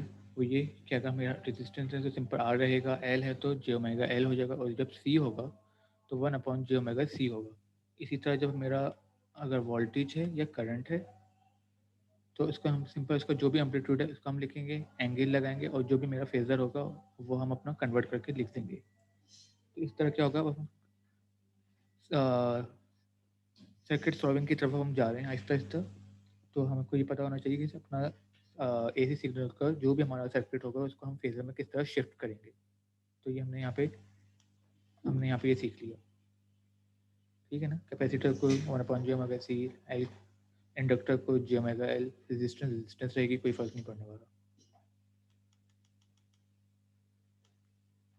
अच्छा जी, एक चीज़ है इम्पीडेंस। इम्पीडेंस जो होता है बेसिकली जब हम सर्किट को अपने सॉल्व करते हैं तो मुझे ये देखना है कि मेरे पूरे सर्किट के अंदर जो रेजिस्ट कर रहा है करंट को वो कितना है, ठीक है ना। अब मेरे सर्किट के अंदर रेजिस्टर नहीं है, मेरे सर्किट के अंदर रेजिस्टर भी है, मेरे सर्किट के अंदर कैपेसिटर भी है, मेरे सर्किट के अंदर इंडक्टर भी है। तो हर कोई अपना रोल प्ले कर रहा होगा, हर कोई अपना रोल प्ले कर रहा होगा उसको करंट को रोकने के अंदर, ठीक है ना। तो उसको हम कैसे सॉल्व करेंगे, मतलब मुझे कैसे पता चलेगा कि एक सर्किट को उसको जो ओवरऑल मतलब जो सर्किट है जिसमें इंडक्टर भी है, रेजिस्टेंस भी है, कैपेसिटर भी है, उसको कितना सर्किट को रेजिस्ट कर रहा है करंट के अंदर, उसके उसको हम करने के लिए हमें इम्पीडेंस मालूम चाहिए। तो बेसिकली इम्पीडेंस जो है वो आपका बताता है कि आपका जो सर्किट है वो कितना उसके अंदर करंट को वो रोकने की सलाहियत रखता है। और उसको हम लिखते किस तरह है, उसको हम शो करते हैं अपने Z से। और जो ये रेशियो होता क्या है, ये रेशियो होता है आपका किसके दरमियान, वोल्टेज के दरमियान और करंट के दरमियान, ठीक है ना। मेक श्योर कि आपका वोल्टेज और करंट दोनों किस में होना चाहिए, इन फेजर में, और इसकी वैल्यू है आपकी ओम्स। तो बेसिकली ओम्स क्या है, आपका रेजिस्टेंस है, यानी कि एक तरह से वो आपको बता रहा है कि कितना रेजिस्ट कर रहा है। तो इम्पीडेंस भी क्या है, ओम्स, ठीक है। लेकिन इम्पीडेंस जो है, जब हम बात करते हैं इम्पीडेंस की तो हम सिर्फ रेजिस्टेंस की बात नहीं करते, हम बात करते हैं अपने कैपेसिटर की भी, हम बात करते हैं इंडक्टर की भी, और हम बात करते हैं रेजिस्टर की भी। Combined behaviour of all these is known as impedance. दूसरी चीज़ होती है एडमिटेंस। एडमिटेंस हम इतना यूज़ नहीं करते, लेकिन हमें पता होना चाहिए एज अ बीइंग इंजीनियर कि जो एडमिटेंस है वो कुछ भी नहीं है, वो इम्पीडेंस का रेसिप्रोकल है। तो इम्पीडेंस आपको क्या बता रहा है कि आपका सर्किट के अंदर कितना है, सलाहियत रखता है उसको उस करंट को रोकने की। तो इम्पीडेंस क्या बता रहा होगा, इम्पीडेंस बता रहा होगा कि वो कितना आपका सर्किट जो है कंडक्टिविटी है, ठीक है ना। ये रेजिस्टेंस को बता रहा है, तो ये बता रहा होगा कि कितना कंडक्टिव है आपका सर्किट, कितना ज़्यादा वो तेजी से पास कर रहा होगा कर सर्किट को। तो लेकिन हमें अभी जो मेक श्योर करना है वो इम्पीडेंस से करना है कि इम्पीडेंस जो होता है आपका वो एक तो वो क्या होता है कि वो होता है डिफरेंस, आपका रेशियो है किसके दरमियान, वोल्टेज और करंट के दरमियान। ये बात हमें पता चल गई, ठीक है, वोल्टेज और करंट के दरमियान है, उसको हम मेजर करते हैं ओम से। और आपका जो क्या कहते हैं ये ओवरऑल सर्किट का देखा जाता है। तो मुझे तो अभी हमने यहाँ पे निकाल लिया था कि भाई इंडक्टर को हम किस तरह लिखते हैं, V equals to J omega L I. Current के लिए क्या हमने लिखा था, V इक्वल्स टू 1/जे omega C into I. Impedance क्या कहते हैं, इम्पीडेंस कहते हैं कि मेरा जो भी है वोल्टेज उसको हम डिवाइड कर दें किससे, करंट से, तो मेरा क्या निकल जाएगा, इम्पीडेंस। यानी कि यहाँ पे जो जो आई है आपका उसको आप नीचे ले आइए, V/I बना दें, इसको V/I बना दें, इसको भी आपको यहाँ बना देंगे V/I। फिर जो भी चीज़ आपको बचेगी यहाँ पे राइट हैंड पे वो क्या होगा, आपका इम्पीडेंस हो जाएगा। तो अगर मैं रेजिस्टेंस की बात करता हूँ तो मेरा V/I किसके बराबर हो जाएगा, R के। तो आपका इम्पीडेंस कितना हो गया, रेजिस्टेंस का R। इसी तरह कैपेसिटर का कितना हो जाएगा, V/I बराबर हो जाएगा जे ओमेगा एल। तो सिर्फ जे ओमेगा एल जो होगा वो क्या कहलाएगा, इम्पीडेंस।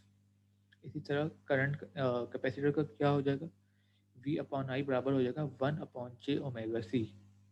तो आपका Z क्या कहलाएगा, 1/जे ओमेगा सी। यानी कि वो कैपेसिटर का इम्पीडेंस जो होगा उसको अगर मैं शो करना चाहूँ तो मुझे लिखना पड़ेगा 1/जे ओमेगा सी यहाँ पे,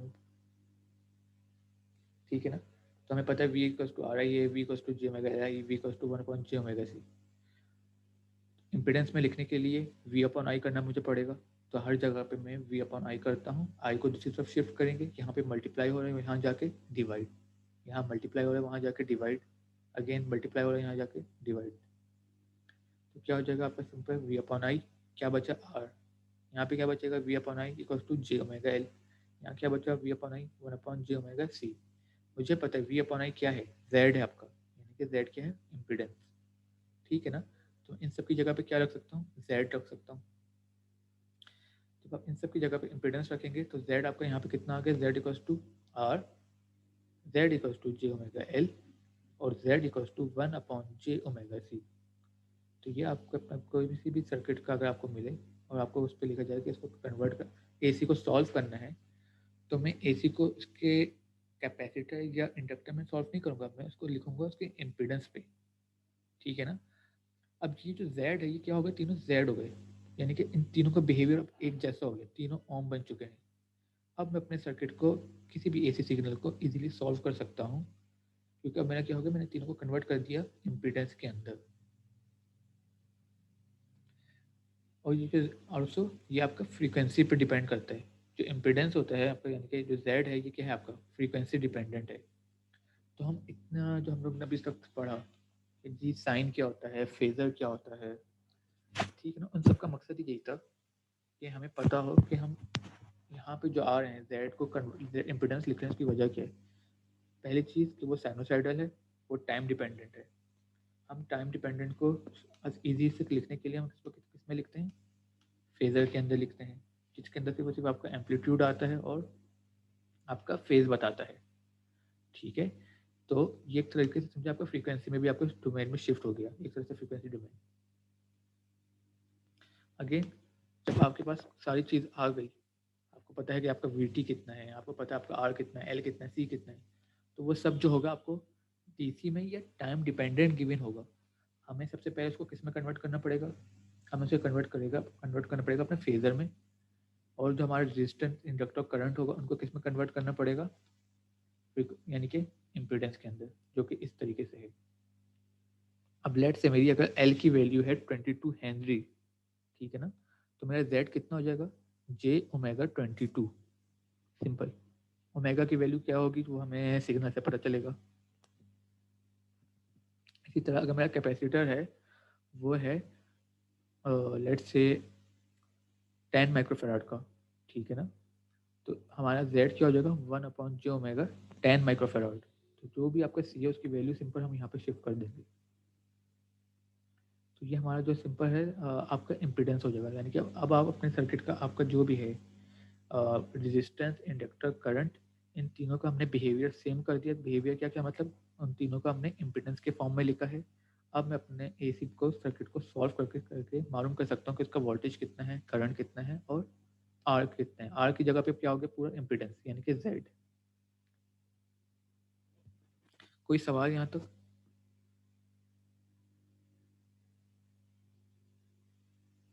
सर वो जो फेजर में कन्वर्ट करेंगे उसके अंदर जो एम्पलीट्यूड का साइन लगाएंगे सिर्फ एम्पलीट्यूड आएगा,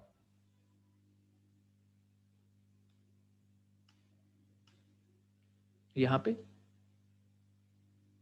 जैसे अब ये v बिल्कुल cos है तो v cos आएगा, सिर्फ vm आएगा। नहीं, इसको मैं आपको बता देता हूँ। मैंने आपको पहले बताया था कि हम जब फेजर में कन्वर्ट करते हैं इसको अपने साइनोसाइडल को ना, तो मैंने बताया था अगर यहाँ पे माइनस है तो उसको हमें पहले कन्वर्ट करना पड़ेगा किस में, प्लस में, और आपको मेक श्योर करना है कि आपका क्या हो, कॉस हो। तो अगर माइनस है तो उसको आप पहले किस में कन्वर्ट करेंगे, प्लस में, और अगर साइन है तो उसको किस में कन्वर्ट करेंगे, कॉस में। और वो हम लोग कर चुके पहले यहाँ पे, ये जो मैंने आपको बताया था कि अगर मेरा माइनस कॉस है तो उसको हम किस में कन्वर्ट करेंगे, पॉजिटिव में, ठीक है ना। और अगर माइनस साइन है तो उसको आप किस में कन्वर्ट करोगे, प्लस कॉस में,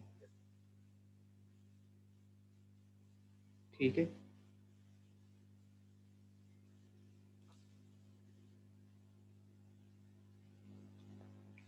जो आपकी बुक है ना वो इस इक्वेशन को फॉलो करती है। मतलब हम ये समझ रहे हैं कि भाई हम आपका जो भी फेजर है वो ये होगा, तो पहले हमें इसको इसमें कन्वर्ट करना पड़ेगा अपने सिग्नल को। और फिर हम फेजर पे आ जाते हैं।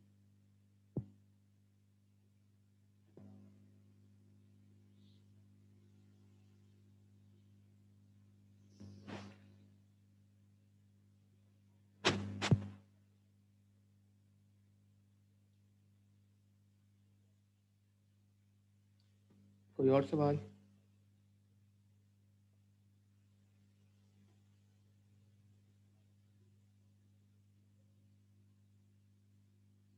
ठीक है। अच्छा, ये जो भी चीज़ें थी, ये हमारा बेसिकली बेसिक चीज़ थी एक साइनोसॉइडल साइन को समझने की, उसको कन्वर्ट करना किस में, फेजर में। तो ये हम लोगों ने आज की क्लास में किया है। साइनोसॉइडल को किस क्या चीज़ होती है, साइनोसॉइडल सिग्नल होता कैसे है। अगर मैं आपके सामने कोई साइनोसॉइडल सिग्नल रख दूँ तो उसको आप कैसे पढ़ेंगे, आपको ये पता होना चाहिए कि इसको हम पढ़ेंगे कैसे, कि इसमें मैग्नीट्यूड क्या है, फेज कितना है, टाइम पीरियड कितना है। ठीक है ना। सेकंड थिंग, फिर हमने बात करी फेजर की, कि एक साइनोसॉइडल को हम कन्वर्ट करते हैं फेजर में अपनी आसानी के लिए, ताकि उसको हम उस पर वर्कआउट कर सकें न्यूमेरिकली। ठीक है। तो अब हमें पता होना चाहिए फेजर के अंदर 3 टाइप्स हो गई। क्या है, रेक्टेंगुलर फॉर्म, पोलर फॉर्म और एक्सपोनेंशियल फॉर्म। रेक्टेंगुलर फॉर्म जो होता है वो एक्स वाई के फॉर्म में होता है, जबकि पोलर आपका मैग्नीट्यूड और फेज एंगल जिसको हम फॉलो करते हैं। तो अगर आप कहीं आपके पास रेक्टेंगुलर फॉर्म है तो इसको हम कन्वर्ट कर देंगे अपने पोलर के अंदर। किस तरह करेंगे ये वो यहाँ पे तरीका है। मैं न्यूमेरिकल्स के अंदर भी अगर हुआ तो मैं उसको वहाँ पे डिटेल में मज़ीद समझा दूंगा, और कैलकुलेटर के थ्रू भी किस तरह कन्वर्ट करते हैं वो भी समझा दूंगा वहाँ पे, नो इशू। लेकिन हमें पता होना चाहिए अभी फॉर दिस क्लास, हमें ये पता होना चाहिए कि 3 तरीके हैं फेजर को लिखने के लिए, उन तीनों को हम आपस में कन्वर्ट कर सकते हैं। अगर मेरे पास वोल्टेज है या मेरे पास करंट है तो उसको फेजर में कन्वर्ट करने का सबसे आसान तरीका क्या है, जो भी मैग्नीट्यूड है वो आप यहाँ पे लिखते हैं, और जो भी आपका फेजर एंगल है उसको एंगल लगा के आप लिख देते हैं। बट मेक श्योर कि आपका जो जनरल इक्वेशन बन रही हो इस तरह हो, यानी कि कॉस के फॉर्म में हो फिर पॉजिटिव हो। ये तो रोटेटिंग वेक्टर है। थर्ड, जब हम फेज की बात करते हैं तो हमें ये पता है कि रेजिस्टेंस, इंडक्टर, करंट जो है आपको टाइम डोमेन के अंदर जैसे आप लिखते हैं, यानी कि V upon R I, V upon L D I. हम बात करें फेजर में, फेजर जो है वो फ्रीक्वेंसी डोमेन में होता है, टाइम डिपेंडेंट नहीं है, वो फ्रीक्वेंसी डिपेंडेंट है। तो आपको उसको फिर कन्वर्ट करने के लिए इस तरह लिख, इस तरह अपने इंडक्ट आपका वो क्या हो जाएगा, रेजिस्टेंस वो हो जाएगा आर आई, एल क्या हो जाएगा जे ओमेगा एल आई, और सी क्या हो जाएगा 1/j⍵c, ओ सॉरी I/j⍵c। अच्छा, कोई पूछ सकता है भाई ये कि ये बने कैसे, तो अभी मैं इस चीज़ को फॉलो नहीं बता नहीं रहा कि ये बने कैसे हैं।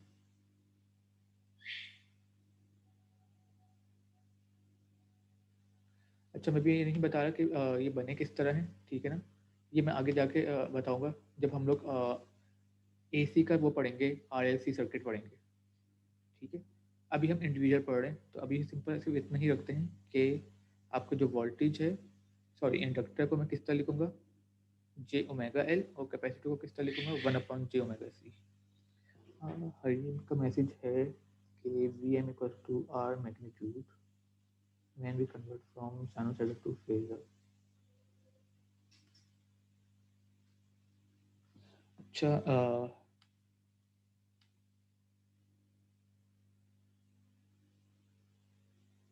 जी बिल्कुल हरी, मैं भी ये बात कर रहा था। अगर मैं अपना ये जो मेरा साइनोसॉइडल है, सॉरी ये वाला सिग्नल है, जब मैं इसको कन्वर्ट करूँगा लिखूँगा अपने फेजर के अंदर, तो फेजर क्या कहता है, फेजर कहते हैं मेरा पोलर फॉर्म में कि आर एंगल फाई। ये जो आर है ना मेरा, ये मेरा मैग्नीट्यूड है। मैग्नीट्यूड से मतलब क्या हो जाएगा, ये मेरा वी हो जाएगा टोटल, यानी कि ये वी। तभी मैंने इसको यहाँ पे क्या लिखा है, ये देखें ये आपका आर है और ये एंगल फाई है, ये वाली चीज़ आर एंगल फाई। तो हमने यहाँ पे भी यही लिखा है R angle phi. R again क्या हो जाएगा आपका वी हो जाएगा, एंगल फाई यहाँ पे आपको डिफाइन होगा। ठीक है, आई होप आपका आंसर हो गया यहाँ पे कहीं।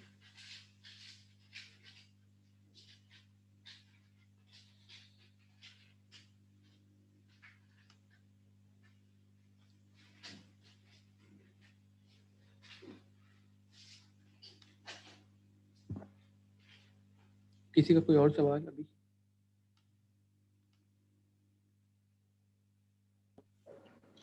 सर जो आपने ये पढ़ाया है आप ये फाइल शेयर कर दीजिएगा ग्रुप पे। बिल्कुल मैं कर देता हूँ, ये पूरी प्रेजेंटेशन में शेयर कर देता हूँ।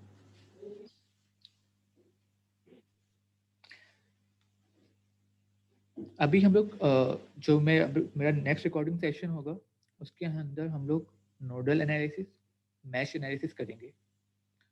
तो उसके अंदर हम लोग को जो भी रेजिस्टेंस होगी, इंडक्टर होगा, करंट होगा, हमारे पास जो भी सर्किट होगा, मैं दिखा देता हूँ अगर मेरे पास खुला हुआ।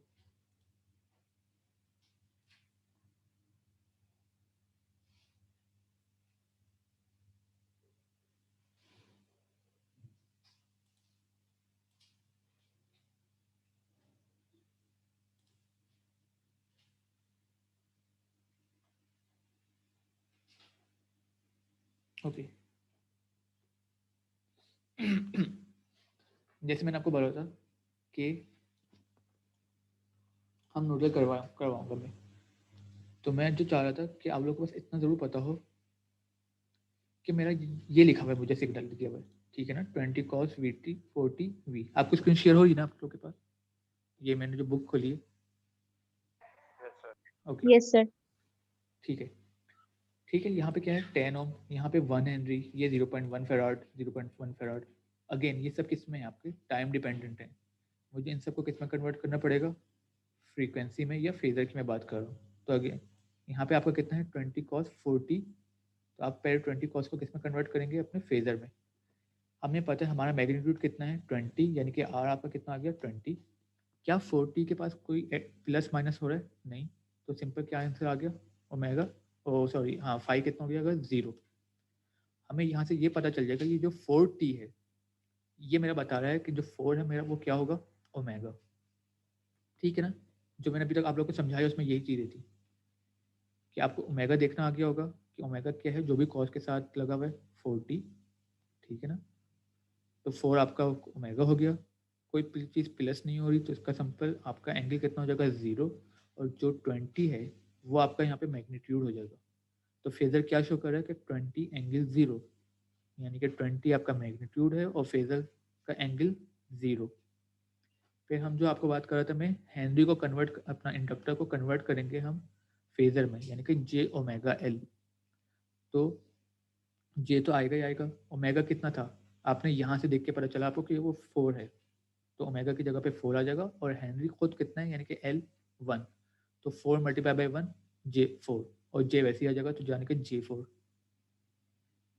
तो आपका 1 हेनरी की जगह आप क्या लिखेंगे? जे 4 ओम। ठीक है।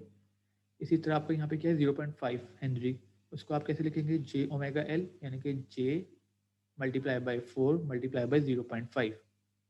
तो 4 मल्टीप्लाई बाई 0.5 क्या हो जाएगा? 2, तो जे 2। अब आप 0.5 की जगह पे क्या लिखेंगे? जे 2 ओम।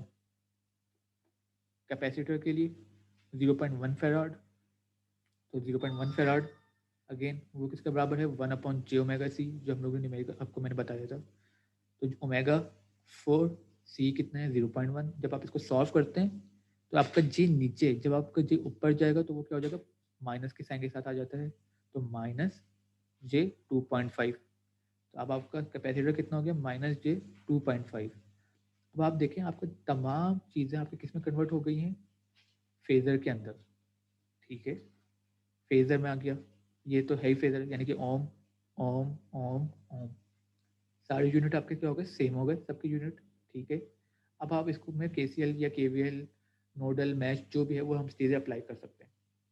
तो हमारा जितना इतना मकसद था कि AC सिग्नल होता क्या है, फेजर में कैसे कन्वर्ट करते हैं, फेजर में कन्वर्ट क्यों करते हैं, वो आज का लेक्चर इसलिए था कि आपको बेसिक पता चल जाए साइको साइनसॉइडल सिग्नल है क्या, किसमें लिखा जाता है, साइन में होता है, वो टाइम डिपेंडेंट नहीं, वो तो फ्रीक्वेंसी डिपेंडेंट हो जाता है। तो टाइम डिपेंडेंट है और वो यानी कि फ्रीक्वेंसी भी डिपेंडेंट होगी एक तरह से। और फिर हम इसको किस तरह सॉल्व करने के लिए हमें इसको फेजर में लिखना पड़ेगा। ठीक है ना? बाकी इनकी सॉल्यूशन मैं आप लोग को रिकॉर्डिंग सेशन में वो लिखूंगा, करवा देता हूँ। काइंडली आपने जो पहले न्यूमेरिकल समझाए थे उनकी पिक्स भी शेयर कर दिएगा, रिकॉर्डिंग में थोड़ी सा ब्लर होती है। ठीक है। अच्छा, ये मुझे पता चला था कि वो जो हमारी मेरी वीडियोस हैं वो थोड़ी थोड़ी ब्लर हो जाती हैं, तो वो मैं अंडरस्टैंड कर सकता हूँ। अच्छा, आई बिलीव कि मैंने जो पहले रिकॉर्ड किया था, जो मेरा पहला सेशन था, लेक्चर नंबर आई बिलीव 2 था वो, उसकी क्वालिटी इतनी अच्छी नहीं होगी जितनी लेक्चर 3 और 4 की होगी थोड़ी बहुत, क्योंकि वो मैंने अपना जो मेरा कैमरा था उसको मैंने मोबाइल पहले लैपटॉप पे शिफ्ट किया था और फिर रिकॉर्ड किया था, तो वो वीडियो क्वालिटी थोड़ी सी डाउन हो गई थी। ये मैंने दोनों अपने कैमरे से रिकॉर्ड की। अच्छा, सेकंड थिंग ये कि आप जो चीज़ें ब्लर हो जाती हैं तो वो एक हो सकता है स्पेसिफिक पॉइंट पे आके ब्लर हो, लेकिन अगर मैं थोड़ा सा आगे बढ़ता हूँ तो वो वापसी आपको विजिबल हो जाता होगा। तो मेक श्योर कि कॉन्सेप्ट ज़रूर समझें कि कॉन्सेप्ट क्या है। कॉन्सेप्ट का मतलब ये कि उसको करने का तरीका क्या है, कि हमने लिखा क्या है, पहला स्टेप क्या हुआ, दूसरा स्टेप क्या हुआ, डिफ्रेंशिएट कैसे किया हमने, ठीक है ना। जैसे मैंने आपको बता रहा था, ये मैं पिक्चर शेयर कर दूंगा आप लोग से, ये जो आप कह रही है ना, ये मेरे पास है। जैसे मैं आपको बता रहा था, ये है इक्वेशन नंबर 1, इसको हम लोग ने डिफ्रेंशिएट करा है। तो डिफ्रेंशिएट कैसे किया, बुक में तो डायरेक्ट आंसर लिख दिया गया है, तो वहाँ पे मैंने वीडियो में समझाया। इसी तरह बुक के अंदर आप जब भी जाएंगे तो आपको dv0 का ये फॉर्मूला दिया जाता है। dv0 अपॉन dt जो है वो बराबर है -v0 plus ri0 plus rc। ये कैसे आया है, बुक में नहीं बताया गया ये। तो जो मैंने बिल्कुल पहला न्यूमेरिकल किया था वो मैंने किया था ये, ठीक है। उसके अंदर मैंने बताया है कि ये किस तरह हुआ है। ये dv0 अपॉन dt जो है वो बराबर है -v0 upon ri into rc। इसको लिए पहले आपने मैंने ये पूरा तरीका बताया है कि ये KCL है। तो जो रिकॉर्डिंग सेशन का मकसद ही मेरा यही है कि आप लोग को ये चीज़ ज़रूर समझ में आए कि ये आया कैसे, क्योंकि बुक में तो सिर्फ ये लिख दिया गया। अगर आप बुक देखेंगे अपना सादिकू में, उसके अंदर सिर्फ ये लिखा गया, ठीक है। लेकिन ये आया कैसे, उसके लिए मैंने पूरी जो वीडियो के अंदर वो पूरा ऐड किया है ये सब चीज़ें। तो कुछ चीज़ अगर ब्लर हो जाती है नो इशू, लेकिन कॉन्सेप्ट जरूर समझ लीजिए कि ये हुआ कैसे।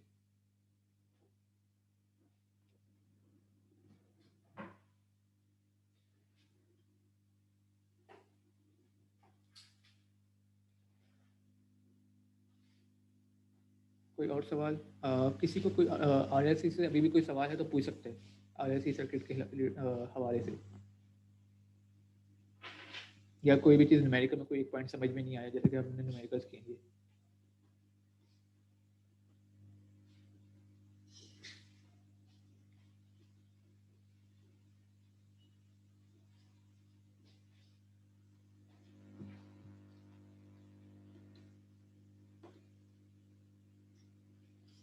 मतलब नो क्वेश्चन, आज की क्लास से रिलेटेड कोई क्वेश्चन?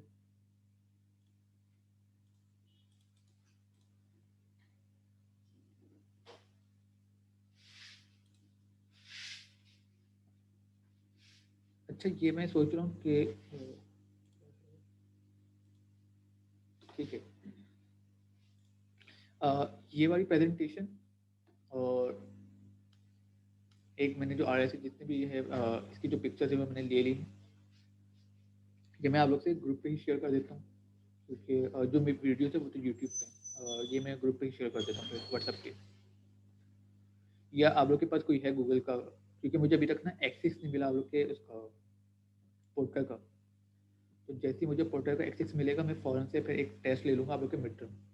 ऑफकोर्स मिड टर्म जो होगा वो आपका RLC का हो जाएगा सर्किट, और जो अभी मैं करवा रहा हूँ साइनोसाइडल हो गया, फेजर हो गया, इससे रिलेटेड होगा। तो 2 टॉपिक आपके हो जाएंगे। तो अगर मैं अभी हो सकता है इंशाल्लाह सैटरडे तक नोडल एनालिसिस और मैश एनालिसिस के जो सेशन है वो रिकॉर्ड कर दूंगा। तो जैसे ही मुझे फिर वो आपका पोर्टल मुझे एक्सेस मिल जाएगा, पोर्टल मिलेगा, तो मैं उसके अंदर फिर ये आपका मिड टर्म लेना हो मिड टर्म अपलोड कर दूंगा,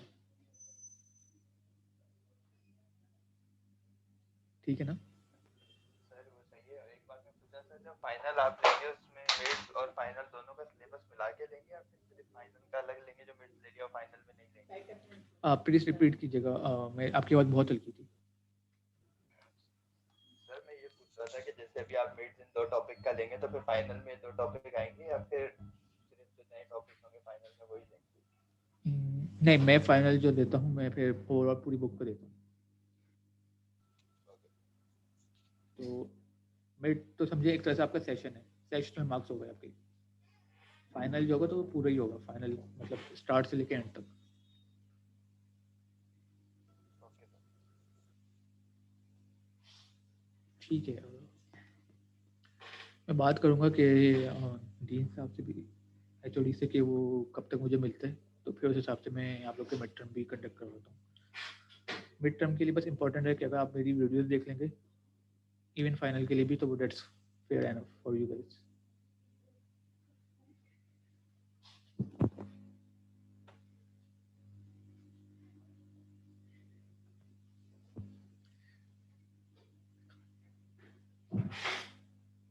ठीक है, फिर हम लोग अपना सेशन यहाँ पे एंड करते हैं। आई होप किसी के पास कोई सवाल नहीं है। बाकी जितना भी होगा हमारा क्या कहते हैं सेशन जो होगा मैं मज़ीद अपलोड करता जाऊँगा और आप लोग को बताता रहूँगा। ठीक है,